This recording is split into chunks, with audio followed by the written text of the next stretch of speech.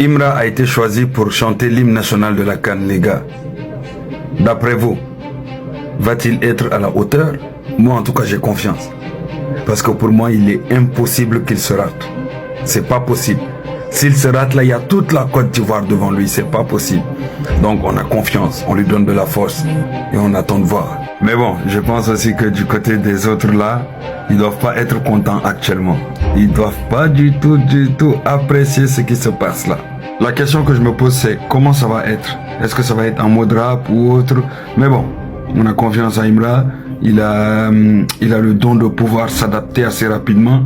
Et puis, on verra bien. Les gars, vous dites-moi, Imra, c'est le bon choix ou vous pensez que il y a meilleur?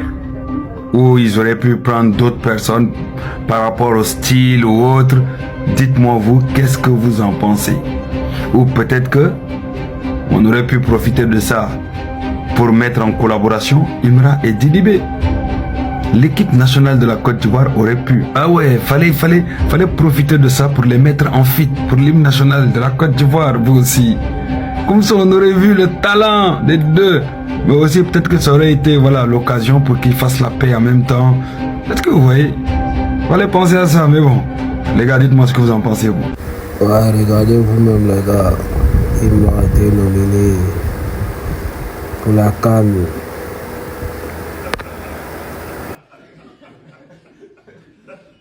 En 2006, quand j'ai dit à Magic System, à l'époque, là, m'adresse s'appelait Angelo Kabila. Voilà. Eric était tout jeune, il commençait à travailler aussi dans le métier. Quand on fait venir Magic System, ils sont au début. Et cette chanson est devenue une véritable, non seulement hymne de l'équipe nationale, mais tous les Ivoiriens se reconnaissent dedans. À l'occasion de la première Coupe du Monde que nous avons eue. Et cette chanson aujourd'hui, 20 ans après, elle est toujours là. Et c'est ce que nous souhaitons, que tu fasses quelque chose qui reste pour la postérité. Qui reste pour la postérité, pour les générations actuelles et pour les générations futures. Et on est convaincu que tu sauras le faire. Et moi, je suis très heureux en tout cas que tu aies accepté cette collaboration. Parce que tu aurais pu aussi ne pas être intéressé. Tu as accepté. Et puis surtout, tu as fait tout ce qu'il fallait pour qu'on arrive au résultat. Et ça, je tiens à te remercier. Je te remercie au nom de la fédération, au nom du comité exécutif. Parce que tu représentes là aujourd'hui la Côte d'Ivoire, toute la nation ivoirienne, tous les jeunes Ivoiriens, tous les sportifs ivoiriens. Mais en plus, ça va être ta chanson là, on va bâcher les autres là. Tu vois, non? Quand tu as fini le taf là, on va bâcher nos adversaires pour aller jusqu'en haut. C'est pas ça? Tu vois un peu fils. Voilà. Donc vraiment, merci beaucoup. Et que Allah mette la main sur toi, qu'Allah te protège, qu'Allah te guide. Et que tu ailles encore plus haut. Que cette chanson-là te permette encore de...